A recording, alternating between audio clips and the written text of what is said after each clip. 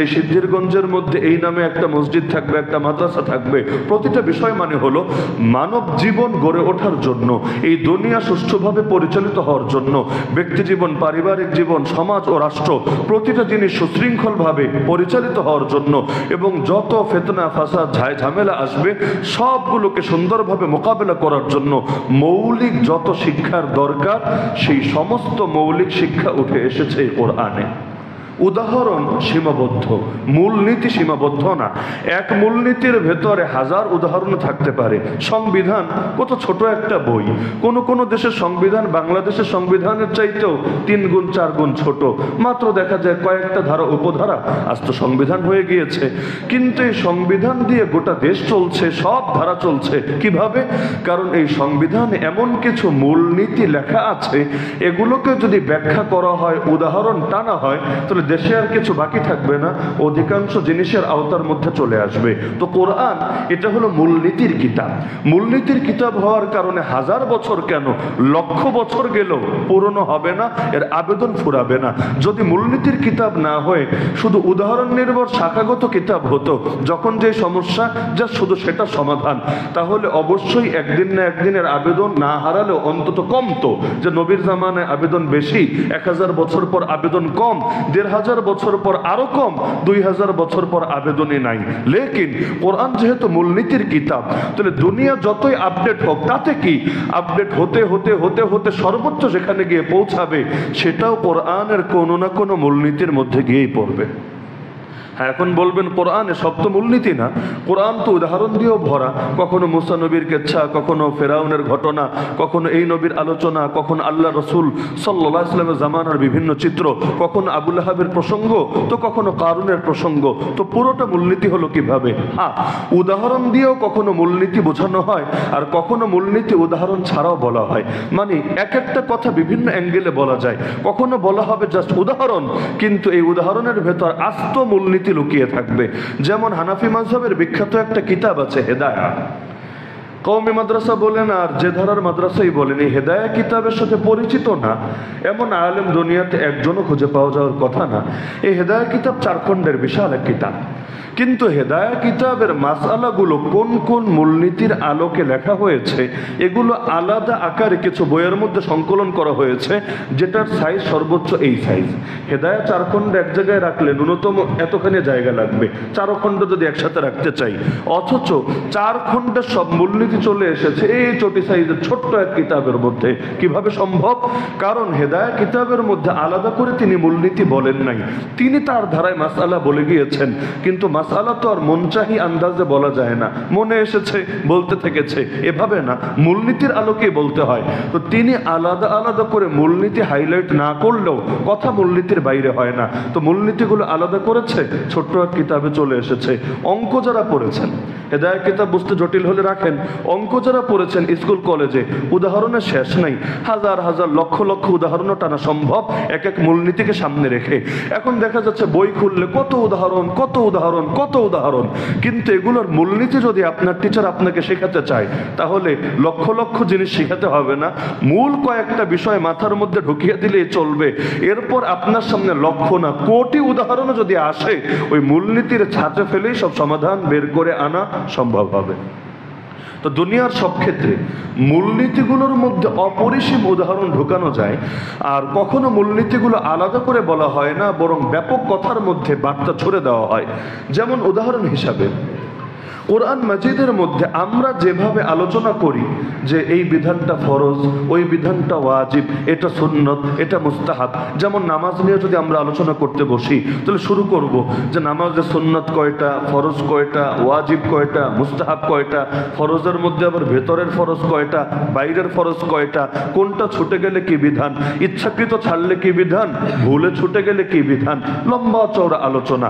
আবার যখন নামাজ শেখাবো আপনাদেরকে হাতে কলমে, তো তাকবীরুল্লাহ কিভাবে দিবেন, হাত কিভাবে বাঁধবেন, রুকু কিভাবে করবেন, কিভাবে দাঁড়াবেন, কিভাবে সেজদায় যাবেন, কিভাবে বৈঠক করবেন, কিভাবে সালাম ফিরাবেন, এই যে এক ধাঁচে যে আলোচনা করি, পুরো কোরআনের কোথায় ভাবে আলোচনা আছে যে নামাজের এই বিধানটা ফরজ, এই বিধানটা ওয়াজিব, এভাবে আলাদা আলাদা করে দেখানো, অথবা আলাদা চ্যাপ্টার চ্যাপ্টার করে যে এটা নামাজ অধ্যায় শুধু নামাজ নিয়ে আলোচনা, এটা পবিত্রতা অধ্যায় শুধু পবিত্রতা নিয়ে আলোচনা, এটা হজ অধ্যায় এখানে শুধু হজ নিয়ে আলোচনা, পুরো কোরআন পড়লেও এই ধারাটা কিন্তু আপনি পাবেন না। তাহলে ফরজ, ওয়াজিব, সুন্নত, মুস্তাহাব এত এত নামে বের করলাম কিভাবে, এত এত শিক্ষাই বের করলাম কিভাবে? এই সব কিছুই এসেছে কোরআনের মূলনীতি থেকে। আল্লাহ বলে দিচ্ছেন আকিমুস সালাত, বান্দা তোরা যথাযথভাবে নামাজ আদায় কর, সালাত কায়েম কর। এখন আল্লাহ যে আদেশ দিলেন, এই আদেশটাকে ফরজ অর্থে নেব না ওয়াজিব অর্থে নেব, সুন্নত অর্থে নেব না বৈধ অর্থে নেব? কারণ আল্লাহ তো অনেক ধরনের আদেশ করেছেন, যেমন কোরআনে আছে ওয়াইদা হালালতুম ফাসতাদু, হজে বা উমরায় ইহরাম যখন সম্পূর্ণ করবা, হালাল হয়ে যাবা, তোমাদের বিধান পালন শেষ, হালাল হয়ে যাবা, এবার তোমরা স্বীকার করো। তো আল্লাহ বলে দিচ্ছেন স্বীকার করো, এটাও আদেশ। আল্লাহ বলে দিচ্ছেন নামাজ পড়ো, এটাও আদেশ। আদেশ তো দুইটাই। যদি বলেন আদেশ দিলেই ফরজ হয়ে যায়, তাহলে আল্লাহ বললেন নামাজ আদায় করো, এটাও ফরজ। আল্লাহ বললেন স্বীকার করো, এটাও ফরজ। তাহলে যারা স্বীকার করে না সব পাপিষ্ঠ, যারা স্বীকার করে না সব গুনাহগার, যারা স্বীকার করে না তারা বড় ফাসিকের খাতায় নাম লিখিয়ে রেখেছে, এমন দাবি পৃথিবীর কোনো পাগলও করতে পারবে? একইভাবে জুম্মার দিনের ব্যাপারে কোরআনে সূরা জুমার মধ্যেই আছে, যখন নামাজ শেষ হয়ে যাবে ফান্তাশিরু ফিল আরদি ওয়াবতাগু মিন ফাদলিল্লাহ, জমিনে ছড়িয়ে পড়ো এবং আল্লাহর রিজিক তালাশ করো, এটাও আদেশ। জমিনে ছড়িয়ে পড়ো, আল্লাহর দেওয়া রিজিক তালাশ করো। তা আপনি ইতিকাফে বসেছেন অথবা তাবলিগ জামাতে এসেছেন, তা আপনাকেও কি এখন জুম্মা শেষ হলেই জোরে এক দৌড় মারতে হবে, পৃথিবীতে ছড়িয়ে যেতে হবে, গিয়ে চাকরি বাকরি ব্যবসা বাণিজ্য করে রিজিক তালাশ করতে হবে? না, সবাই বোঝে যে এই আদেশগুলো মৌলিকভাবে ফরজ ওয়াজিব বোঝানোর জন্য না, বরঞ্চ আদেশগুলো হলো বৈধতা বোঝানোর জন্য। যতক্ষণ ইহরাম পরে থাকে, হজে থাকুক আর উমরায় থাকুক, স্বীকার করা নাজায়েজ, হারাম। যেই মাত্র ইহরাম শেষ, বান্দা হালাল হয়ে গেল, এবার তার জন্য স্বীকার করা হালাল। তো আল্লাহ যে বললেন স্বীকার করো, এটা ফরজ বোঝানোর জন্য না, জায়েজ বোঝানোর জন্য, যে এতদিন তোমার জন্য স্বীকার করা নাজায়েজ ছিল, কিন্তু যখন ইহরাম খুলে ফেললে, হালাল হয়ে গেল, এখন তোমার জন্য স্বীকার করা বৈধ হয়ে গেল। আদেশ কিন্তু দুটোই আদেশ, কিন্তু দুই আদেশের ব্যাপারে ফতোয়া কিন্তু এক না। তাহলে এখন কিভাবে বোঝা যাবে যে কোন আদেশ আল্লাহ কিসের জন্য দিলেন? আরবিতে আপনারা যারা মাদ্রাসা লাইনে পড়েছেন জানার কথা, সিগায়ে আমর মানে আদেশবাচক ক্রিয়া ব্যবহৃত হয় 17টা অর্থে। কয়টা অর্থে? আমি তো 2-4টা উদাহরণ দিচ্ছি বোঝার সুবিধার্থে, যে কোনোটা ফরজ, কোনোটা ওয়াজিব, কোনোটা বৈধ, কোনোটা মুস্তাহাব, এরকম মোট 17টা অর্থ হয় আদেশ শব্দের মধ্যে। তাহলে আল্লাহ আদেশবাচক ক্রিয়া কোরআনে কত হাজার জায়গায় ব্যবহার করেছেন, তো কোন জায়গায় ফরজ বুঝবেন, কোন জায়গায় ওয়াজিব বুঝবেন, কোন জায়গায় সুন্নত বুঝবেন, কোন জায়গায় বৈধতা বুঝবেন, কোন জায়গায় হুমকি বুঝবেন। হুমকি আল্লাহ অনেক জায়গায় হুমকি দিয়েছেন, কিভাবে? যে বান্দা জাহান্নামের আযাবের সুসংবাদ গ্রহণ কর। তো সুসংবাদ আবার হয় কিভাবে? আযাবের তো দুঃসংবাদ হয়, আযাবের আবার সুসংবাদ হয় কিভাবে? তার মধ্যে আবার সুসংবাদ গ্রহণ কর, তার মানেটা কি? মানে হলো আল্লাহ তাআলা তাচ্ছিল্য করছেন বান্দাকে, ধিক্কার দিচ্ছেন বান্দাকে। তাহলে কোন জায়গায় কোন অর্থ বুঝতে হবে, এটা বোঝার জন্যই নবী লাগে, এটা বোঝার জন্যই রাসূল লাগে।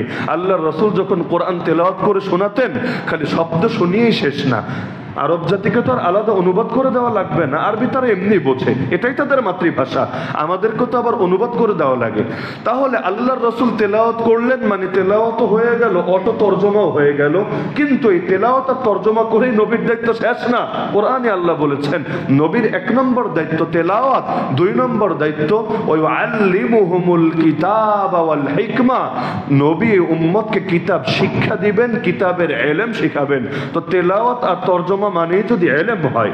অনেকে যেমন ভাবে কোরআনের বঙ্গানুবাদ পড়লেই বড় মুফাসসির হওয়া যায়, কোরআন বুঝে সব উল্টে ফেলা যায়। এটা যদি হতো তাহলে তো আল্লাহ নবী তেলাওয়াত শুনিয়ে দিলেই কেচ্ছা খতম হয়ে যেত। পরবর্তী আর ধাপের দরকার কি রে ভাই? ধাপের দরকার এজন্যই যে কোরআনের তেলাওয়াতও শেখা লাগে, কোরআনের ইলমও আলাদা করে শেখা লাগে। যদি না লাগে, সাহাবী কেন বললেন যে সূরা বাকারা শিখতেই আমার 12 বছর লেগেছে। কিসের 12 বছর? সূরা বাকারা শিখতে তো 12 ঘন্টাও লাগার কথা না, 12 দিন বাদ, 12 সপ্তাহ বাদ আপনি এক নাগারে পড়তে থাকেন সূরা বাকারা পড়তে 2.5 পারারও কম। তাহলে এই 2 পারা 8 পৃষ্ঠার মধ্যে যে সূরাটা এসেছে এটার অনুবাদ পড়তে, আর আরব জাতি হলে অনুবাদও লাগবে না, খালি আরবি পড়ে যাবে, সব বুঝে ফেলবে, তাহলে 12 ঘন্টাও তো লাগে না। এক পারা পড়তে হাফেজ সাহেবদের 20 মিনিট লাগে। কয় মিনিট? 20 মিনিট। তাহলে সেই হিসাবে 2 পারা পড়তে 40 মিনিট, আর 8 পৃষ্ঠা যোগ করলাম, বাড়ায় 1 ঘন্টায় ধরে ফেললাম। যদি হাফেজ না হয় তাহলে 1 ঘন্টার জায়গায় 2 ঘন্টায় ধরলাম, 2 ঘন্টার জায়গায় 4 ঘন্টায় ধরলাম, 4 ঘন্টার জায়গায় 8 ঘন্টায় ধরলাম, তাও তো 12 ঘন্টা লাগে না। তাহলে 12 বছর লাগে কিভাবে? কি শিখলো এত বছর জুড়ে? কি যে শিখেছে এটা বোঝার জন্যই হাদিসের ভান্ডার, সাহাবীদের বাণীর ভান্ডার, তাফসীরের ভান্ডার দেখা লাগে। তাহলে কোরআন মূলত মূলনীতির কিতাব, উদাহরণ না, মূলনীতির কিতাব। এখানে যে উদাহরণগুলো বলা হয় এর মধ্য দিয়েও মৌলিকভাবে বিভিন্ন বার্তা দেওয়া হয়। আপনারা যারা মাযহাবের নাম শুনেছেন, হানাফি মাযহাব, শাফিঈ মাযহাব, হাম্বলি মাযহাব, মালিকি মাযহাব, যেই সময় মনে করেন ইমাম আবু হানিফা দুনিয়া থেকে চলে গিয়েছেন, ইমাম আবু হানিফার মৃত্যু 150 হিজরিতে, আজকে হলো 1446 হিজরি চলছে। তাহলে কোথায় 150 হিজরি, কোথায় 1446 হিজরি, মাঝখানে এই যে দীর্ঘ এক ব্যবধান, প্রায় 1200 বছরের মতো, এই যে এত লম্বা এক সময়ের ব্যবধান, আজকে দুনিয়াতে যত আধুনিক বিষয়াদি এসেছে, শেয়ার বাজার বলেন, ব্যাংকিং বলেন, পুঁজিবাদ বলেন, কত নতুন নতুন জিনিস এসেছে যেগুলো আবু হানিফার জামানায় কল্পনাও করা যেত না, যেগুলো আবু হানিফার জামানায় কাউরে বললে বিশ্বাসও করতো না। তাদের টাকা পয়সা নিয়ে ঘুরতে হতো, স্বর্ণ মুদ্রা, রৌপ্য মুদ্রা, এগুলো নিয়ে কারিকারি সম্পদ নিয়ে তারা ঘুরতে হতো। এদেরকে গিয়ে যদি কেউ বলতো কিচ্ছু লাগবে না, পকেটে একটা কার্ড রাখবি, মেশিনে ঢুকাবি, টাকা বের হয়ে আসবে, এটাও যদি ঝামেলা মনে হয় দরকার নাই, মোবাইলে অ্যাপ থাকবে, জাস্ট সেন্ড মানি করে দিবি, আরে কোটি কোটি টাকা এমনি চলে যাবে। ওদেরকে তো এটা দুনিয়ার হাজার উদাহরণ দিয়ে বোঝানো সম্ভব না। আরে কিভাবে সম্ভব যে আমি কার্ড ঢুকাবো অথবা একটা টিপ মারবো আর টাকা চলে যাবে? টাকা নিতে কত রিস্ক, কত ঝামেলা। তাহলে যেই যুগে যেটা থাকে না ওই যুগে আসলে সেটা কল্পনাও করা যায় না। তাহলে ইমাম আবু হানিফা চলে গেলেন এত কাল আগে। তাহলে আজকের যুগে যে নিত্য নতুন সমস্যা আসে সেটার সমাধান দিয়ে আমরা কিভাবে বলি যে হানাফি মাযহাবের ফতোয়ার আলোকে এই সিদ্ধান্ত এসেছে? আরে ইমাম আবু হানিফা এগুলো দেখেছে? যদি না দেখে ফতোয়া কিভাবে দিল? ফতোয়া না দিলে সেটা হানাফি মাযহাব কিভাবে হলো? হানাফি মাযহাব মানে যদি হয় আবু হানিফার মাযহাব, আবু হানিফা তো এগুলো দেখেই নাই, শোনেও নাই, বোঝেও নাই, কল্পনায়ও তার আসে নাই। তাহলে এগুলো কিভাবে আল্লাহর বান্দা কল্পনা করলো? আর ইমাম আবু হানিফা তো আলিমুল গায়েব না যে না 2024-এ কি হবে এগুলো সব জানতো, জেনে জেনে সব বলে গিয়েছিল, এমন তো না। ইমাম আবু হানিফা কত মাসালা বলেছে সারা জীবন, ধরেন 12,000। দুনিয়াতে সমস্যা আছে 12 লাখ না 12 কোটিরও বেশি। এই কোটি কোটি সমস্যা সমাধান আপনি বলছেন, শেষে আবার লেজ লাগিয়ে দিচ্ছেন এটা হানাফি মাযহাবের আলোকে সিদ্ধান্ত। তো আবু হানিফার সাথে কি কবরে আপনার কানেকশন আছে যে কবর থেকে আপনাকে মেসেজ সেন্ড করে আপনি রিসিভ করে জাতির উদ্দেশ্যে এটা বিবৃতি দেন, এটা ডেলিভারি দেন? এমন সম্ভাবনা তো নাই। তাহলে এটা আবু হানিফার নামে কিভাবে চালান? পুরোটাই হয় মূলনীতির আলোকে। এখন বলবেন আবু হানিফা কি আপনারা মূলনীতি শিখিয়ে গিয়েছে? তার কি মূলনীতির আলাদা কিতাব আছে যে মূলনীতি নাম্বার 1, মূলনীতি নাম্বার 2, মূলনীতি নাম্বার 3? না, এগুলো নাই। তবে ইমাম আবু হানিফা যে মাসআলাগুলো বলেছে একটাও মূলনীতি ছাড়া বলে নাই, বলার সুযোগও নাই। কারণ উপায় দুইটা, হয়তো মূলনীতি দিয়ে না হলে মন গড়া ভাবে, হয়তো মূলনীতি দিয়ে না হলে মন গড়া ভাবে। 3 নম্বর সুরত তো নাই। তাহলে যদি মানেন যে তিনি জ্ঞানী ছিলেন এবং পরবর্তী লক্ষ লক্ষ জ্ঞানীও তাকে ইমাম হিসাবে স্বীকার করেছেন, তাহলে মন গড়া ভাবে বলার সুযোগ নাই। কারণ যত বড় হুজুরই হোক তার মন গড়া কথার 2 পয়সা দামও দাম নেই। কোরআন বলছে একটা, মন গড়া ভাবে বলছে আর একটা, ওই কথার দাম আছে? আরে বলেন না, দাম আছে। যার কারণে যেই কথা কোরআন সুন্নাহর সঙ্গে সাংঘর্ষিক হয়, আরে যত বড় কুতুব বলুক না কেন উম্মত সেটাকে 2 পয়সা পর্যন্ত দাম দেয় না। বিগত আমলে আপনারা দেখেন নাই, শাহবাগে গিয়ে পর্যন্ত এমন মৌলবীও দাঁড়িয়ে বলে নাই যে আমি আমার জীবনে সবচাইতে বড় নেক আমল করেছি শাহবাগে এসে। কি নেক আমল? এই যে নাস্তিক ব্লগার, এই যে শাতিমে রাসূল, এই যে জালেমরা যারা বিভিন্ন দাবি নিয়ে সেখানে ময়দানে নেমেছে, পরবর্তীতে মূলত যেটাকে কেন্দ্র করে এই হেফাজত এবং বিভিন্ন কিছুর উত্থান হয়েছে, সে 13 সালের আগের কথা বলছি। এই যে গণজাগরণ মন, শাহবাগের মধ্যে যা কিছু হলো, যেই আদর্শকে সামনে রেখে তারা লড়াই করেছে, আরে হুজুর বাদ দেন, মোল্লা মৌলবী বাদ দেন, কোন একজন ঈমানদারও যদি তার সঙ্গে শতভাগ একমত পোষণ করে তার ঈমানই তো প্রশ্নবিদ্ধ হবে। ব্যক্তি বিশেষের আলোচনা বাদ, দল বিশেষের আলোচনা বাদ, কিন্তু মৌলিক যে আদর্শ নিয়ে তারা নেমেছে, আরে কোন মুসলমান সেটার সঙ্গে একমত হয় কিভাবে? বিশেষ করে যার দিলে নবী প্রেম আছে, সে এই সমস্ত নবীর শানে বেয়াদবি যারা করে, যারা নবীকে গালি দিয়ে বাকস্বাধীনতার চর্চা করতে চায়, যারা নবীর কার্টুন ছেপে নিজেদের মৌলিক অধিকার দাবি দেওয়া পূরণ করতে চায়, যারা নিজেদের এমন ভাবে পেশ করতে চায় যে ধর্মের কোনো বালাই নাই, দেশের কোনো বালাই নাই, সামাজিকতার কোনো বালাই নাই, মূল্যবোধের কোনো বালাই নাই, এদের সঙ্গে ন্যূনতম কমন সেন্স যার আছে সেই গিয়ে কিভাবে একমত হতে পারে? কিন্তু গিয়ে একমত হয়েছে এমন নজির তো আছে। একদিকে দাবি করছে জীবনে সবচাইতে বড় পুণ্য করেছে, আর একদিকে দাবি করছে এমনি এমনি আসে নাই, ইস্তেখারা নাকি করেছে, আল্লাহ নাকি তার ইশারা দিয়েছে সেখানে যাওয়ার জন্য। তো কোরআন সুন্নাহর বাইরে গিয়ে কেউ যদি ইস্তেখারা করে, আর ওই ইস্তেখারার ভিত্তিতে যদি হারাম ও হালাল হয়ে যায় তার জন্য, দুদিন পর সিনেমা হলে গিয়ে বলবে ইস্তেখারা করে এসেছি, আল্লাহ আমাকে নির্দেশ দিয়েছে। 3 দিন পর পতিতালয়ে গিয়ে বলবে ইস্তেখারা করে এসেছি, আল্লাহ আমাকে নির্দেশ দিয়েছে।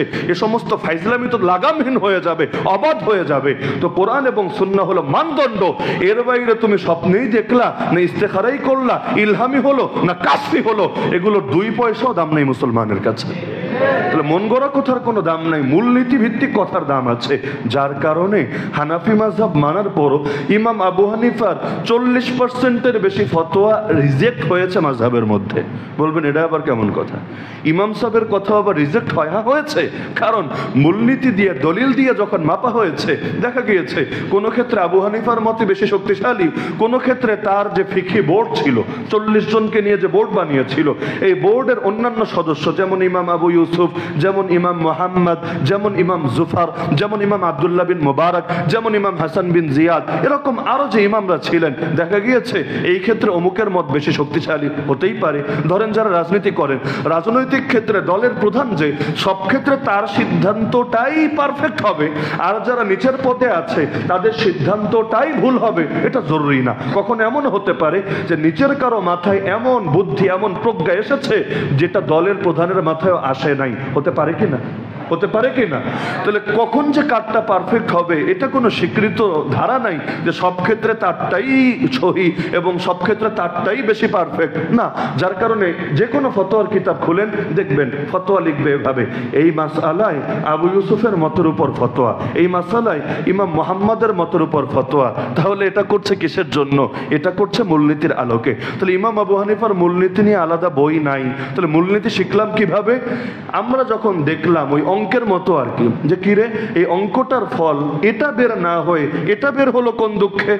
মনে করেন 4 আর 2 মিলিয়ে 6 বের করে নাই, 4 আর 2 কিন্তু আবার ফল বের করেছে 2, মানে কি? তাহলে বুঝবো এখানে যোগ হয় না, এখানে বিয়োগ হয়েছে।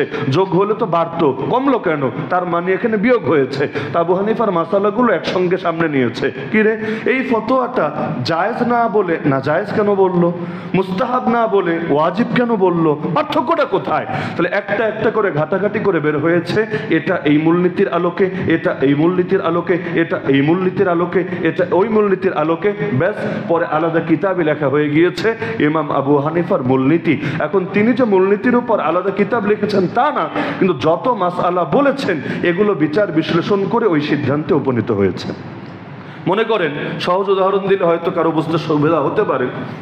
কেউ মনে করেন নিজেকে দাবি করছে দেশপ্রেমিক, নিজেকে দাবি করছে মুক্তিযুদ্ধের চেতনার অধিকারী, নিজেকে দাবি করছে হ্যাং ত্যাং বহুত কিছু, কিন্তু এখন তার কর্মকাণ্ডকে তার দাবির সঙ্গে মেলানো হচ্ছে যে তিনি সারা জীবন বসে 10,000 কাজ করলেন।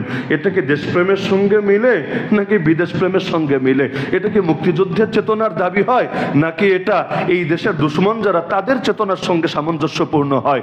সে যে কথায় কথায় দাবি করছে স্বজন হারানোর বেদনা আমার চাইতে কে ভালো জানে, তাহলে আরো যত স্বজন আছে তাদের স্বজনের বেদনার সঙ্গে মিলিয়ে মাপা যেতে পারে।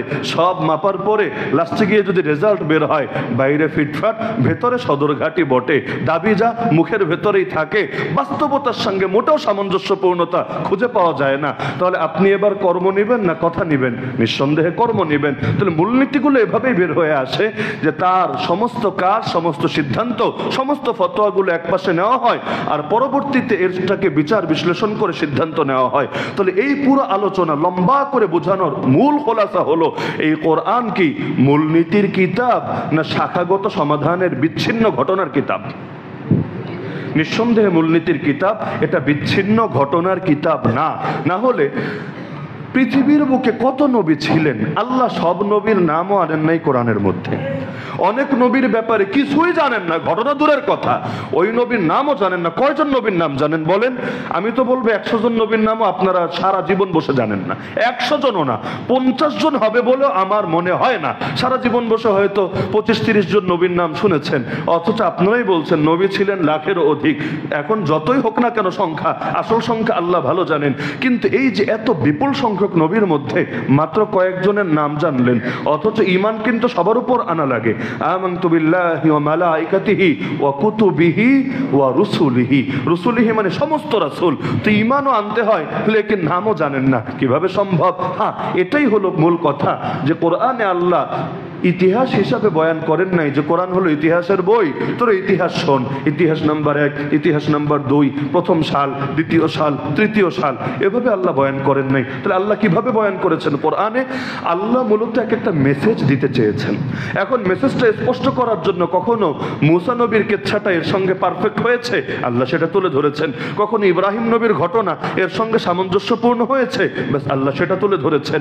আল্লাহ অতীতের ঘটনা সবচাইতে বেশি বয়ান করেছেন মক্কায়, মদিনায় না। অতীতের নবীদের ঘটনা সবচাইতে বেশি বয়ান করেছেন মক্কায়। এবং কোন ঘটনা? তাদের সুখের ঘটনা কম, দুঃখের ঘটনা বেশি। যখন দাওয়াত দিতে গিয়ে রক্ত ঝরিয়েছেন, দাওয়াত দিতে গিয়ে জুলুমের শিকার হয়েছেন, পদে পদে তারা লাঞ্ছিত, নির্যাতিত, অপদস্থ, সমালোচিত হয়েছেন, তারপরও অটল থেকেছেন, অবিচল থেকেছেন। এক পর্যায়ে বিজয় তাদেরই হয়েছে। আর বাতিল যত শক্তিশালী হোক, সেই বাতিলের নাম নিশানাও হারিয়ে গিয়েছে। তো এগুলো আল্লাহ কেন বললেন মক্কার ভেতরে? কারণ শুধু নবীকে না, কিয়ামত পর্যন্ত যত উম্মত আসবে দুনিয়ার বুকে, এই 2024-এও যত মানুষ সৃষ্টি হবে এই বাংলার জমিনে, তারাও যাতে এই সমস্ত ইতিহাস সামনে রেখে এটা বুঝতে পারে নিরাশ হওয়ার কোনো কারণ নাই, হতাশ হওয়ার কোনো কারণ নাই। এর চাইতে কঠিন পরিস্থিতি নবীদের সামনেও এসেছে, কিন্তু দিন শেষে বিজয় তাদেরই হয়েছে।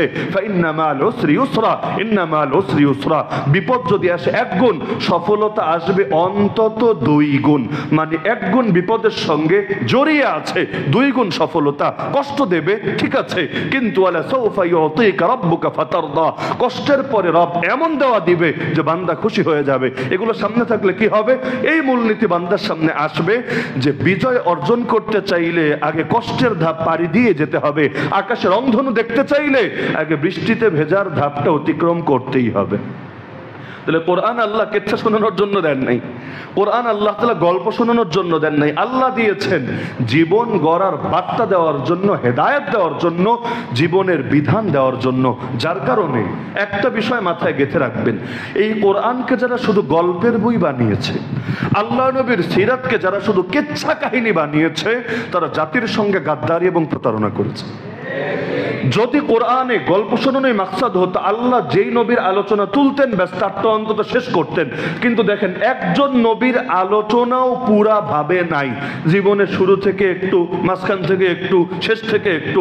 ধরেন কোরআনে সবচাইতে বেশি যেই নবীর আলোচনা আছে, সেই নবীর নাম নবী মুসা, অন্য কোনো নবী না, নবী মুসা আলাইহিস সালাম। যেই বাতিলের নাম এবং আলোচনা সবচাইতে বেশি আছে, সেই বাতিলের নাম ফেরাউন। তাহলে এত এত এত ব্যক্তিত্ব থাকতে এই মুসা এবং ফেরাউন নিয়ে এত বেশি আলোচনা কিসের জন্য? তারপরও পুরো আলোচনা পাবেন না। আমার নবীর জীবনে যেমন বলতে থাকলে গোটা বছর যদি শেষ করে ফেলি, তবুও বলে শেষ করা যাবে না।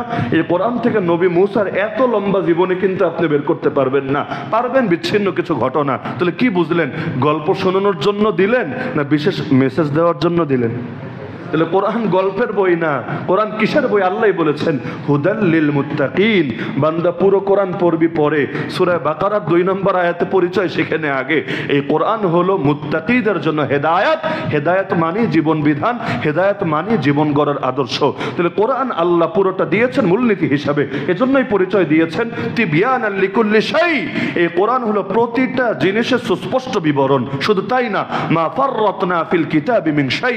আমি আল্লাহ এই কোরআনের মধ্যে কোনো কিছু বাদ দেই নাই, মানে যত মৌলিক শিক্ষা দরকার সবই এনেছি কোরআনের মধ্যে। তাহলে দুইটা জিনিস পেলাম, এক নম্বরে ইসলাম পূর্ণাঙ্গ দিন, সবাই একমত। দুই নম্বরে কোরআন সেই পূর্ণাঙ্গ দিনের পূর্ণাঙ্গ কিতাব। এবার তিন নম্বর বার্তা, যেটা আমাদের মূল আজকের প্রাসঙ্গিক বিষয়, সেটা হলো এই পূর্ণাঙ্গ দিনের পূর্ণাঙ্গ কিতাবের পূর্ণাঙ্গ প্রতিনিধিত্বকারী, পূর্ণাঙ্গ চিত্রায়ন, পূর্ণাঙ্গ রূপায়ণ মুহাম্মদুর রাসূলুল্লাহ সাল্লাল্লাহু আলাইহি ওয়াসাল্লাম। তার মানে আল্লাহ রসুলের জীবনী পুরোটা কোরআনে তরজমানি করে, প্রতিনিধিত্ব করে, আর কোরআন ইসলামের পূর্ণাঙ্গ চিত্রকে ধারণ করে। তাহলে সবগুলো যদি একসাথে মিলান, খোলাসা তো এটাই বের হয়, আল্লাহর নবীর জীবনীকেও পূর্ণাঙ্গ জীবনী বলে। পূর্ণাঙ্গ জীবনী মানে কি? যে হেদায়েত পাওয়ার জন্য, সফলতা পাওয়ার জন্য, মুক্তি পাওয়ার জন্য দ্বিতীয় কিছুর দরকার নাই, আল্লাহর নবীর আদর্শই যথেষ্ট হবে মুমিনদের জন্য। এমনকি পরবর্তীতে কিয়ামত পর্যন্ত যত মানুষ আসবে, কিয়ামতের একদিন আগেও যে আসবে, সে যাতে বলতে না পারে, আল্লাহ আমাকে উম্মত বানালা নবীজি, নবীজিকে দেখিও নাই, নবীর কথা কান দিয়ে শুনিও নাই, নবীকে জীবদ্দশায় পাইও নাই, আমি কিভাবে নবীর তরিকা গ্রহণ করব, আমি কিভাবে নবীর রঙে নিজেকে রঙিন করব। কিয়ামতের একদিন আগে এসেও যাতে আপত্তি করতে না পারে। এবং সূরা আহজাবের 19 নম্বর আয়াতে আল্লাহ যে বললেন তোমাদের জন্য রাসূলের জীবনীতে রয়েছে উত্তম আদর্শ, এটাকে চ্যালেঞ্জ যাতে করতে না পারে। আল্লাহ জানি তো না, মানবো কিভাবে, না মানলে আয়াতের উপর আমল হবে কিভাবে, এই চ্যালেঞ্জ যাতে করতে না পারে, এজন্য রব্বুল আলামিন কোরআনের এক একটা আয়াতকে যেভাবে হেফাজত করেছেন, আল্লাহর নবীর জীবনের প্রতিটা শিক্ষাকেও একইভাবে হেফাজত করেছেন। আমরা যেমন আল্লাহর নামে কসম খেয়ে বলতে পারবো যে কোরআনের একটা আয়াত হারিয়ে যায় নাই, একইভাবে এটাও কসম খেয়ে বলতে পারবো আল্লাহর নবীর একটা শিক্ষাও সমাজ থেকে হারিয়ে যায় নাই। এখন আমল না করলে সেটা আমাদের ব্যর্থতা, কিন্তু ইলমি ভাবে একটা আদর্শ আল্লাহ তাআলা মরে যেতে দেন নাই, সবগুলোই জিন্দা আছে। যার কারণে আজও কিতাব নিয়ে পড়তে বসেন, নবীকে দেখেন নাই, তাতে কি নবীর চোখ কেমন ছিল, নাক কেমন ছিল, চেহারা কেমন ছিল, হাঁটতেন কিভাবে, বসতেন কিভাবে, কথা বলতেন কিভাবে, সব দেখবেন কিতাবের মধ্যে লেখা আছে। শুধু ব্যক্তিগত দৈহিক গুণাবলী না, তার প্রতিটা আচরণ, উচ্চারণ, উত্তম গুণাবলী, আদর্শ সব লেখা আছে এবং কিয়ামত পর্যন্ত থাকবে ইনশাআল্লাহ। কারণ এই কোরআন হেফাজতের দায়িত্ব আল্লাহ নিয়েছে। আর কোরআন মানে দুই জিনিস, শব্দের নামও কোরআন, মর্মের নামও কোরআন। শুধু শব্দকে কোরআন বলে না, তাহলে কোরআনের মর্ম বিকৃত করলে কেউ কাফের হতো না, কিন্তু কোরআনের শব্দ বিকৃত করলেও কাফের, কোরআনের মর্ম বিকৃত করলেও কাফের। কাদিয়ানীরা কোরআনের একটা শব্দ বিকৃত করে নাই, আমি চ্যালেঞ্জ করে বলছি, কোরআনের একটা শব্দ বিকৃত করে নাই, তবুও তারা কাফের। কেন? মর্মকে বিকৃত করেছে। খাতামুন নবিয়্যিন শব্দ ঠিক রেখে মর্মকে চেঞ্জ করে দিয়েছে। তো কেউ যদি সালাত শব্দ ঠিক রাখে কিন্তু মর্ম নামাজ বাদ দিয়া নাচানাচি, গানাগানি এগুলোকে এনে হাজির করে, আমরা ফতোয়া দিতে বাধ্য হব, বেঈমান হয়ে গিয়েছে। তো কোরআনের শব্দ হেফাজত করেন আল্লাহ, মর্ম এবং শিক্ষাও হেফাজত করেন আল্লাহ। আর কোরআনের মর্মের বাস্তব রূপায়ণের নামই মুহাম্মাদুর রাসূলুল্লাহ সাল্লাল্লাহু আলাইহি ওয়াসাল্লাম। কোরআন মাজিদের মধ্যে রব্বুল আলামিন তাকে উল্লেখ করেছেন সিরাজাম মুনিরা বলে, ইয়া আইয়ুহান নবী ইন্না আরসালনাকা শাহিদান ওয়া মুবাশশিরান ওয়া নাযীরা ওয়া দাঈয়ান ইলা আল্লাহ বিইذনিহি ওয়া সিরাজাম মুনিরা। অতি পরিচিত আয়াত, কোরআনেরই আয়াত। অনেকে আবার ভাবতে পারেন মিলাদের দোয়া নাকি, না এটা মিলাদের দোয়া না, এটা কোরআনেরই আয়াত। আল্লাহ এখানে নবীকে 5টা গুণে গুণান্বিত করলেন, এর মধ্যে 5 নম্বর গুণ বললেন সিরাজাম মুনিরা। সিরাজাম মুনিরা অর্থ কি? সিরাজ মানে হলো বাতি, প্রদীপ, আর মুনির মানে হলো যা আলোকিত করে দেয়। তো আল্লাহ তার নবীর নাম দিচ্ছেন আপনি এমন বাতি যেই বাতি আলোয় আলোকিত করে দেয়। আর আলোয় যদি আলোকিত হয়ে যায়, অন্ধকার তো বাকি থাকে, তাই না? অন্ধকার কিন্তু আলাদা করে তাড়াতে হয় না, কিছু জিনিস অটো হয়ে যায়। অন্ধকার তাড়ানোর মানে কি? যে মানে হলো অন্ধকার ভাগ, দূর হ, তোর আলটিমেটাম দিচ্ছে 24 ঘন্টার, হয়তো ভাগবি, না হলে কিভাবে ভাগাতে হয় আমাদের জানা আছে, ইত্যাদি ইত্যাদি। অন্ধকারকে এভাবে ডায়লগ মেরে হুঙ্কার ছুড়ে কবে ভাগিয়েছি আমরা? অন্ধকার ভাগানোর একমাত্র তরিকা আলো জ্বালিয়ে দেন, যেই মাত্র আলো জ্বলবে সেই মাত্র অন্ধকার বিদায় হবে। অকুল জা আল হাক্কু ওয়া যাহাকাল বাতিল, বলে দেন হক এসেছে, বাতিল দূর হয়েছে। ইন্নাল বাতিলা কানা যাহুকা, নিশ্চয়ই বাতিল দূর হওয়ারই ছিল। তাহলে বাতিল দূর করতে চাইলে হেদায়েতের আলো জ্বালতে হবে। হেদায়েতের আলো না জ্বেলে বাতিল দূর করার দ্বিতীয় কোনো তরিকা আছে বলে কেউ কখনো দাবি করতে পারবে না। তা আল্লাহ নবী ছিলেন এমন এক বাতি, যেই বাতি আলো জ্বালিয়ে দিয়েছে। আল্লাহ তাকে সূর্য বলতে পারতেন, যৌক্তিকভাবেই বাতির আলো বেশি না সূর্যের আলো বেশি? কই বাতি আর কই সূর্য? সূর্যের আরবি হলো শামসুন। তা আল্লাহ বলতে পারতেন শামসাম মুনিরা, কিন্তু আল্লাহ বলেন সিরাজাম মুনিরা। কেন? তাহলে কি আল্লাহ বলতে চান যে বাতির আলো সূর্যের আলোর চাইতে বেশি? এখন আবার যারা বিজ্ঞান বুঝতে বুঝতে মাথার চুল ফেলে দিয়েছে, এরা বলবে দেখ রে, কোরআনের আয়াত তো বিজ্ঞানের দাবি তো অসামঞ্জস্যপূর্ণ হয় বটে। আরে তোর বিজ্ঞান তুই গুলে খা গিয়ে। আসমানে সূর্যের দাম বেশি, কোনো সন্দেহ নাই, কিন্তু আসমানে সূর্য থেকে বাতি জ্বালাতে পারবেন? বিশেষ করে আল্লাহ নবীর জামানা চিন্তা করেন, প্রত্যেকের ঘরে মনে করেন ল্যাম্প আছে, মশাল আছে, ধরেন আধুনিক যুগ হিসাবে মোমবাতি আছে, হারিকেন আছে, সবই আছে। আসমানে সূর্য উঠেছে, ওটা দিয়ে বাতি জ্বলবে? কিন্তু একটা বাতি জ্বালান আপনি, বেশি বড় বাতি লাগবে না, ধরেন একটা মোমবাতি জ্বালান, ওই এক মোমবাতি দিয়ে লক্ষ কোটি মোমবাতি জ্বালানো সম্ভব হবে? আর লক্ষ কোটি কেন, অজস্র অগণিত মোমবাতি জ্বালালেও প্রথমটার আলো যেমন ছিল তেমনই থাকবে। আলো বিতরণ করার কারণে তার ভেতরে কোনো কমতি আসবে না। তা আল্লাহ নবীকে আল্লাহ বলেন বাতি। কেন বাতি? কারণ এই বাতি জ্বালিয়ে দিবে হাজার বাতি, যেই স্পর্শে আসবে, ইচ্ছা থাকুক বা অনিচ্ছা থাকুক, সেই আলোয় আলোকিত হতে শুরু করে দেবে। তাহলে সিরাজাম মুনিরা, আলো বিতরণকারী, শুধু নিজের মধ্যে আলো ধারণকারী না। আলো ধারণকারী হওয়া ভিন্ন জিনিস, আলো বিতরণকারী হওয়া ভিন্ন জিনিস। এই উম্মতের শ্রেষ্ঠত্ব এজন্য তারা বিতরণকারী, সেরেফ ধারণকারী না। ধারণকারী মানে কি? যে নামাজ রোজা করবো, ইবাদত বন্দেগী করবো, এক কথা সহজ ভাষায় নবী হেরা গুহায় গিয়ে যা করেছেন ওই টাইপের কাজ করব। যে একটা গর্তের মধ্যে ঢুকে, এই যুগে গর্তে ঢুকলে আবার জঙ্গি বলে ভাসিয়ে দিবে, বড় এক ঝামেলা। তো এখন গর্তে ঢোকার দরকার নেই, নিজের ঘরের দরজা জানালা লাগিয়ে ইবাদত বন্দেগী করতে থাকবো, আর মরে এক লাফে জান্নাতে চলে যাব। এজন্য শ্রেষ্ঠত্ব না, বরং শ্রেষ্ঠত্ব হলো এজন্য সমাজে চলবো, সমাজকে আলোয় আলোকিত করব। যত বেশি মানুষ আমার দ্বারা আলোকিত হবে, আমার জান্নাতের পথ তত বেশি সহজ হবে।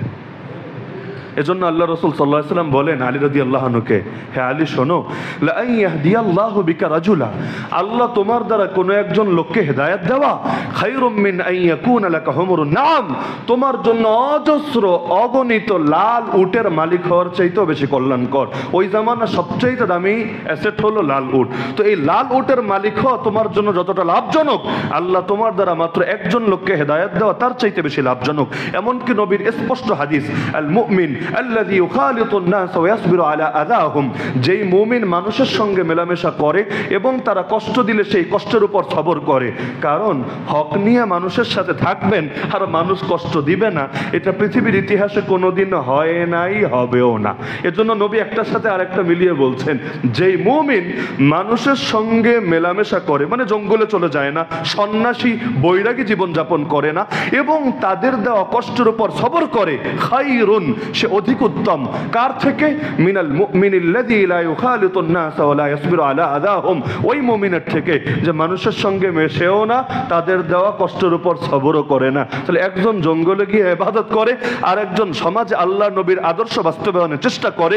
নবী ফতোয়া দিয়ে গিয়েছেন, ওই জঙ্গলওয়ালার চাইতে সমাজওয়ালার দাম আল্লাহর কাছে বেশি। এমনকি এই জন্য আল্লাহ নবীর এই হাদিসটাই সামনে রাখেন। নবী বলছেন, আল মুমিনুল কাওয়ি, শক্তিশালী মুমিন, খায়রুন, অধিক উত্তম, ও আহাব্বু ইলাল্লাহ, আল্লাহর কাছে বেশি প্রিয়, মিনাল মুমিনিদ দাঈফ, দুর্বল মুমিনের চাইতে, ওয়া ফি কুল্লিন খায়রুন। তবে নবী সান্ত্বনা দিচ্ছেন, দুর্বল হলে পেরেশানির দরকার নাই, আল্লাহ তোমার মধ্যেও কল্যাণ রেখেছে, তবে আল্লাহর কাছে শক্তিশালী মুমিনের দাম বেশি আছে। তাহলে শক্তি থাকলে কি হবে? ঘুষাঘুষি, মারামারি, কাটাকাটি, জ্বালাও পোড়াও করবে না, বরঞ্চ এই শক্তি দিয়ে সে আল্লাহর দ্বীনের খেদমত করবে, আল্লাহ রাসূলের আদর্শ সমাজে বাস্তবায়নের চেষ্টা করবে। কারণ আল্লাহ নবীর শানে সফলতা অর্জন করতে চাইলে কোরআনে সূরা আরাফ আয়াত নম্বর 157 আল্লাহ বলেছেন 4টা গুণ হাসিল করতে হবে। খালি ঈমান আনবা না, এতে হবে না। খালি সম্মান, ভালোবাসা, শ্রদ্ধা পোষণ করবা না, এতেও হবে না। আরো 2টা লাগবে। কি সেটা? 3 নম্বরে বলেছেন নবীকে সাহায্য করতে হবে। 4 নম্বরে নবী যেই নূর এনেছেন সেই নূরের অনুসরণ করতে হবে। তো নবীকে সাহায্য করতে চাইলে জঙ্গলে থেকে সব ক্ষেত্রে হবে না, সমাজে থাকলে আরো বেশি হবে। এবং সমাজে থাকলে শক্তি যদি থাকে, ওই শক্তি দিয়ে বাতিলের মোকাবেলা করতে পারেন, আল্লাহর কাছে বেশি দাম হবে। সুতরাং চেষ্টা করবেন নিজেদের শক্তি ধরে রাখার, আইলসা বয়লার মুরগি হয়ে যাওয়ার না। আল্লাহ তৌফিক দান করুন। তো আল্লাহ নবীকে আল্লাহ আলো ধারণকারী বলেন নাই, আলো বিতরণকারী বলেছেন। কেউ যদি নবীর প্রকৃত উম্মতি হতে চায়, প্রকৃত আশিক হতে চায়, তাকেও সিরেফ আলো ধারণকারী হলেই হবে না, আলো ধারণকারী তো হতেই হবে, এরপর আলো বিতরণকারীও হতে হবে। কিভাবে আলো বিতরণ করেছেন সির্ফ একটা হাদিস বললেই বুঝে আসবে ইনশাআল্লাহ। আপনারা জানেন ইসলামের প্রথম হিজরত হয়েছে কোথায়? মদিনায় না, প্রথম হিজরত হয়েছে কোথায়? হাবাসায়, ইথিওপিয়া, বাদশাহ নাজাশির দেশ। ওই যে বেলাল রাদিয়াল্লাহু আনহু নামের সঙ্গে বলে না বেলালে হাবশি। হাবশি মানে কি? যদি বলেন বাঙ্গালি তার মানে কি? বাংলাভাষী, বাংলাদেশি মানে বাংলাদেশের অধিবাসী। তো বেলালে হাবশি মানে কি? হাবশা দেশের বাসিন্দা। তাহলে সেই হাবশায় মুসলমানরা প্রথম হিজরত করেছেন, তবে নবী করেন নাই। নবী নিজে থেকেছেন, সাহাবীদেরকে পাঠিয়ে দিয়েছেন যে তোমরা সেখানে নিরাপদে থাকো। হাবাসা কোনো ইসলামী দেশ ছিল না, ইসলামী রাষ্ট্র ছিল না।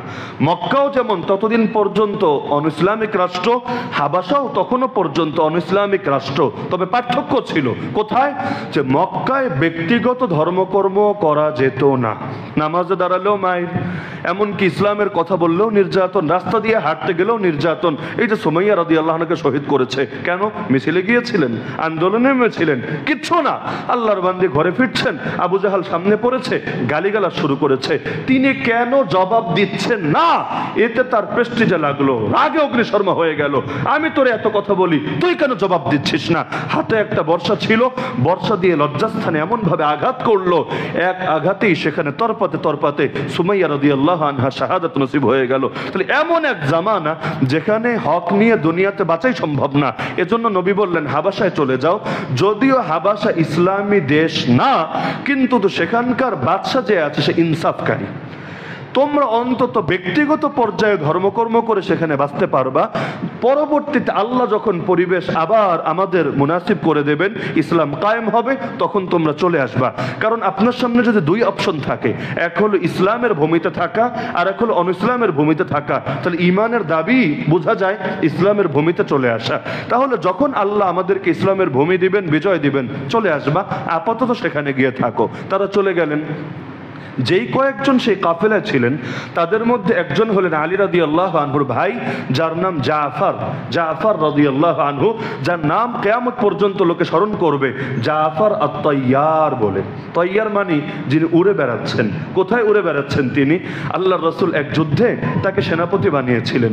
মোট 3 জনকে বানিয়েছিলেন যে তুমি শহীদ হলে তুমি, তুমি শহীদ হলে তুমি, আর 3 নম্বর জন শহীদ হলে এরপর মুসলমানরা পরামর্শ করে একজনকে বানিয়ে নেবে।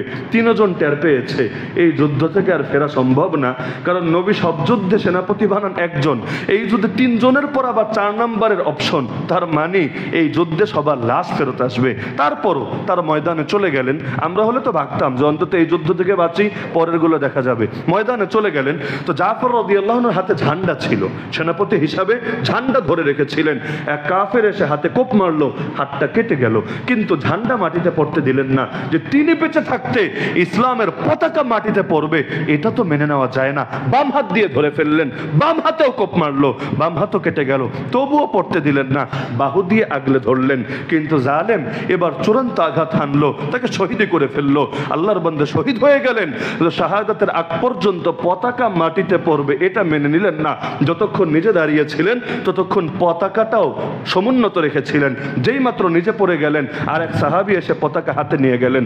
আল্লাহর রাসূলকে এই সংবাদ দুনিয়ার কারো দেওয়া লাগে নাই, জিবরিল আমিন এসেই আল্লাহর তরফ থেকে নবীকে জানিয়ে দিয়েছিলেন।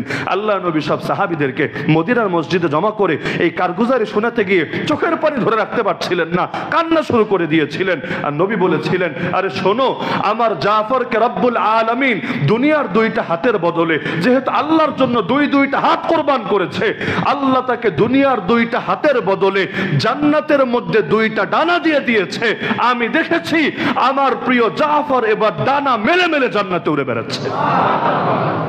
তো এজন্য তার নামের অংশই হয়ে গিয়েছে তাইয়ার, জাফর তাইয়ার। তো তিনিও ছিলেন সেই কাফেলার মধ্যে। তো তারা যখন গেলেন, পেছনে পেছনে মক্কার কুরাইশের লোকেরা তাদের একটা প্রতিনিধি দল পাঠিয়ে দিল, তোমরা যাও বাদশাকে গিয়ে বোঝাও এরা জঙ্গি, এরা উগ্রবাদী, এরা মৌলবাদী, এরা নাশকতাকারী, এরা হ্যাংটাং কত কি, এদেরকে তোমরা ছুটিয়ে নিয়ে আসো। না হলে ওখানে যদি ঘাঁটি গাড়ে ধীরে ধীরে শক্তিশালী হয়, 2 দিন পর আমাদের টুটিও চেপে ধরতে পারে। তো বিদেশে যদি কেউ চলে যায় টেনশনে থাকে না? ক্ষমতায় যারাই থাকুক, যদি বিদেশে যায় তাও টেনশনে থাকে, যদি বিদেশে যেতে চায় তাও ঘুম হারাম হয়ে যায়, তো তারাও টেনশনে। আর এক দেশে গিয়েছে কি না কি জানি করে। আল্লাহ নবী তয়েফে যে গিয়েছিলেন, এরপর যে তার উপর জুলুম বেড়ে গিয়েছিল, কেন? এটাই তো মূল কারণ যে নবী মক্কায় থাকবে, থাক, কি করবে না করবে চোখের সামনে, কিন্তু আর এক অঞ্চলে গিয়ে যদি ঘাঁটি গাড়ে, পরে তো এমন বাহিনী গড়ে তুলবে এসে আমাদের নাম নিশানাও মিটিয়ে দেবে। তো তারা পেছনে পেছনে বাহিনী পাঠালো। এবার বাদশাহ নাজাশির কাছে বিচার দিল, এদেরকে ফিরিয়ে দেন, এদেরকে রাখলে আপনার দেশ শেষ, আমাদেরটা তো শেষ করে এসেছেই, আপনাদেরটাও শেষ। তা আমরা কল্যাণকামী, আমরা এদেরকে নিয়ে টেরোরিজমের শাস্তি দেব, আইনের শাসন নিশ্চিত করব, ফিরিয়ে দেন আমাদের সাথে। বাদশাহ নাজাশি তিনি ছিলেন চালাক এবং সচেতন, আর তারা যেহেতু গিয়ে সেখানে রাজনৈতিক আশ্রয় নিয়েছে, তো এখন তারও নৈতিক দায়িত্ব তাদের নিরাপত্তার বিষয়টা দেখভাল করা। তিনি ওদের কথা শুনি একপাক্ষিক বিচার করলেন না। আপনারা যারা সমাজে বিচার আচার করেন, চিরকাল এই কথাটা মেনে রাখবেন, মাথায় রাখবেন যে একপাক্ষিক কথা শুনে বিচার করলে আল্লাহর আদালতে ধরা খাবেনই খাবেন। আল্লাহ রসুলের এটা তরিকা ছিল না, যার কারণে বিচার করতে চাইলে দুই পক্ষের কথা শুনতে, এমনকি নিজের বাচ্চা, এক বাচ্চা এসে আরেক বাচ্চার নামে বিচার দিয়েছে, রাগের মাথায় ছিলেন, ধরে ঠাসঠুস করে মেরে দিলেন। কিয়ামতের দিন এই অতিরিক্ত মায়েরও আপনার জন্য পেরেশানির কারণ হয়ে দাঁড়াতে পারে। যার যতটুকু প্রাপ্য সেটা দেওয়া যায়, প্রাপ্যের চাইতে বেশি হলে সেটাও কিয়ামতের দিন পেরেশানির বিষয় হয়ে দাঁড়ায়। এই হাদিস শোনার পরে এক সাহাবী তার গোলামকে আজাদ করে দিয়েছিলেন, যে ওরে মারতে গিয়ে কখন বেশি মারবো, বকা দিতে গিয়ে বেশি দেবো, আর কিয়ামতের দিন আমার জান্নাত ঝামেলায় পড়বে, আমার গোলামও দরকার নেই, মাথা না থাকলে ব্যথাও থাকবে না, আজাদ করে দিয়েছিলেন। তো সেই কাফেলার মধ্যে যারা ছিলেন, নাজাশি ডাকালেন যে ওরা তো এই কথা বলছে, তোমাদেরকে টেররিস্ট বলে আখ্যায়িত করছে, তোমাদের কোনো বক্তব্য থাকলে বলো, আর কি জন্য তোমাদেরকে দেশ থেকে বেরিয়ে আসতে হয়েছে, কারণগুলো তোমরা আমার সামনে ব্যাখ্যা করো। তখন জাফর ইবনে আবি তালিব রাদিয়াল্লাহু আনহু তিনি সামনে আসলেন। তিনি এমন ছোট্ট একটা ভাষণ দিলেন, ভাষণ তো খুবই ছোট, কিন্তু ইসলামের সব মৌলিক শিক্ষা এবং আল্লাহর নবী কিভাবে সমাজে আলো জ্বালিয়েছেন, অন্ধকার দূর করেছেন, ছোট্ট এক ভাষণের মধ্যে সব উঠে এসেছে। এই ভাষণটা মুসনাদে আহমদ হাদিসের একটা কিতাব, সহিহ ইবনে খুজাইমা হাদিসের প্রসিদ্ধ আরেকটা কিতাব, এই দুই কিতাবের মধ্যে আছে আম্মাজান উম্মে সালামা রাদিয়াল্লাহু আনহা থেকে হাদিসটা বর্ণিত হয়েছে। জাফর রাদিয়াল্লাহু আনহু এসে শুরু করলেন তার ভাষণ, আইয়ুহাল মালিক, হে বাদশাহ, কুন্না কওমান আহলা জাহিলিয়া, আমরা ছিলাম এমন এক জাতি যারা ছিলাম জাহেলিয়াতে লিপ্ত, জাহেলিয়াতে ধ্বজাধারী।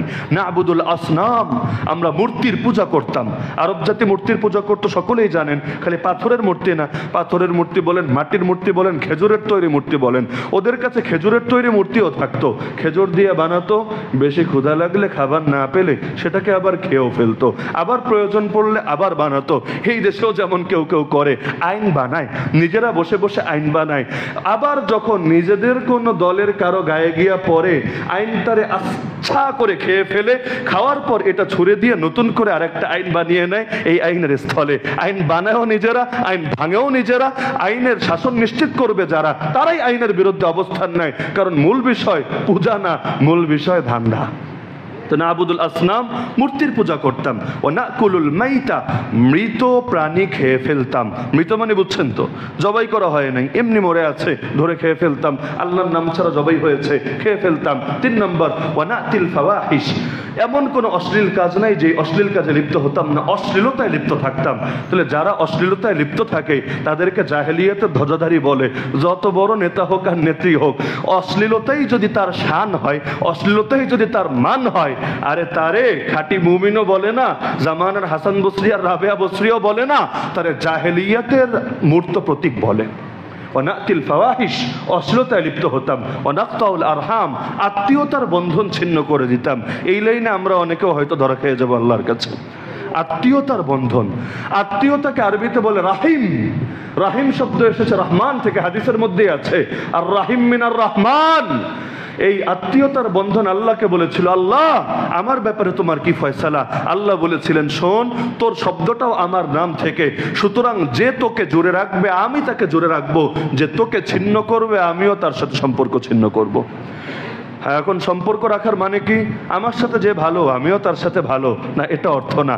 নবী বলেছেন লাইসাল ওয়াসিলু বিল মুকাফি, যারা সমান সমান করে এদেরকে আত্মীয়তার রক্ষাকারী বলে না। তাহলে কাকে বলে?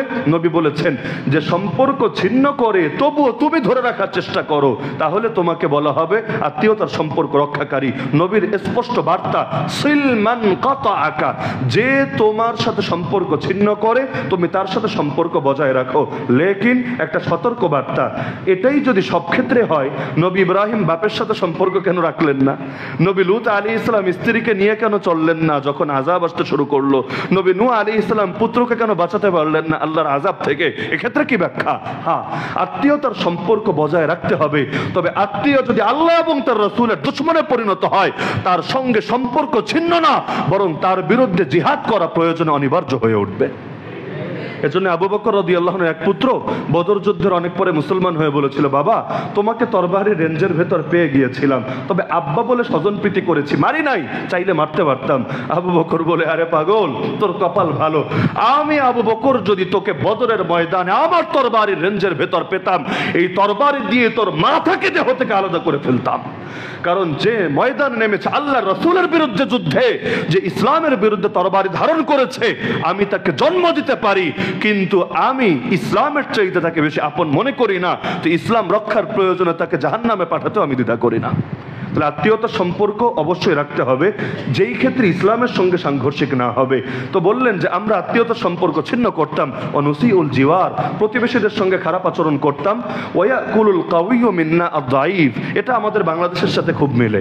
6 নম্বর বলছেন যে আমাদের মধ্যে যারা শক্তিশালী হতো তারা দুর্বলদেরকে খেয়ে ফেলতো, বাংলাদেশের সাথে মিলে না? বড় মাছ ছোট মাছকে খেয়ে ফেলে, আর আমরা মাছে ভাতে বাঙালিই বটে, মাছের স্বভাব আমাদের ভেতর ভালো মতোই এসেছে। যতদিন দুর্বল থাকে একরকম, যখনই সবল হয় আরেক রকম।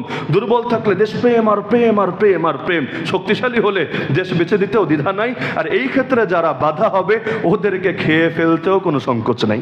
ওয়াকুলুল কাউইয়্যু মিন্না আদ-দাঈফ, সবগুলো কিন্তু জাহেলিয়াতের সাথে মিলে, ইসলামের সাথে মিলে না। ফাকুন্না আলা যালিক, আমরা এমন অবস্থায় ছিলাম, হাত্তা বাআসাল্লাহু রাসূলাম মিন্না, এমন সময় আল্লাহ আমাদের ভেতর থেকে একজনকে রাসূল পাঠালেন, তিনি এসে দাআনা ইলাল্লাহ, আমাদেরকে আল্লাহর দিকে দাওয়াত দিলেন, লিনওয়াহিদাহু ওয়া না'বুদা, যাতে আমরা এক আল্লাহকেই এক বলে ঘোষণা করি, তাওহীদের স্বীকৃতি দেই এবং তার ইবাদত করি। ওয়া নাখলা মা কুননা নাহনু না'বুদু নাহনু ওয়া আবাউনা মিন দুনিল্লাহি মিনাল হিজারাতি ওয়াল আওসান, সে আল্লাহকে বাদ দিয়ে আমরা এবং আমাদের পিতৃপুরুষরা যেই সমস্ত মূর্তি এবং পাথরের পূজা করতাম এগুলো যেন ছেড়ে দেই। সেই নবী আমাদেরকে শিক্ষা দিয়েছেন, ওয়া আমারানা বিসিদকিল হাদিস, কথা বললে যেন সত্য বলি, ওয়া আদাইল আমানা, কারো আমানত থাকলে আমানত যেন যথাযথভাবে আদায় করি, ওয়াসিলাতির রাহিম, আত্মীয়তার বন্ধন রক্ষা করি, ওয়া হুসনিল জিওয়ার, প্রতিবেশীর সঙ্গে উত্তম আচরণ করি, ওয়াল কাফি আনিল মাহারিম ওয়াদ দিমা, হারাম থেকেও বিরত রাখি, খুনোখুনি রক্তপাত থেকেও যেন বিরত থাকি, ওয়া নাহানা, তিনি আমাদেরকে নিষেধ করেছেন, আনিল ফাওয়াহিশ, অশ্লীল কাজ যাতে না করি, ওয়া শাহাদাতি জুর, মিথ্যা সাক্ষ্য যাতে না দেই। আজকাল তো বাংলাদেশ ভরে গিয়েছে মিথ্যা সাক্ষ্য দিয়ে, কত আল্লাহর বান্দাকে ফাঁসি পর্যন্ত দেওয়া হয়েছে মিথ্যা সাক্ষ্যর ভিত্তিতে। ওয়া আকলি মালিল ইয়াতীম, ইয়াতীমের সম্পদ যাতে আত্মসাৎ না করি, ওয়া কাতফিল মুহসানা, সতীসাধী নারীদেরকে যাতে জিনার মিথ্যা অপবাদ না দেই। এবং তিনি আমাদেরকে আরো আদেশ করেছেন যেন আল্লাহর ইবাদত করি এমন ভাবে তার সঙ্গে কোনো কিছুকে শরীক করব না, নামাজ কায়েম করি, যথাযথভাবে যাকাত আদায় করি। এভাবে ইসলামের সবগুলো বিধান তিনি তুলে ধরলেন। শোনার পরে বাদশাহ নাজাশি বললেন, নেতাজিরা যেই পথে এসেছো সেই পথ আবার ধরো, আমি এদেরকে কিছুতেই তোমার কাছে হ্যান্ড ওভার করবো না, কারণ যেই ধর্ম এই কথাগুলো শিক্ষা দেয় সেই ধর্ম কখনোই জঙ্গিবাদ আর উগ্রবাদের ধর্ম হতে পারে না। তাহলে নিরাশ হয়ে তারা ফিরে আসতে বাধ্য হয়েছে। আর আল্লাহ নবী কিভাবে সমাজে আলো জ্বালিয়েছেন, কোন কোন জাহেলিয়াত বিদায় করেছেন, ছোট্ট এক ভাষণের মধ্যেই উঠে এসেছে।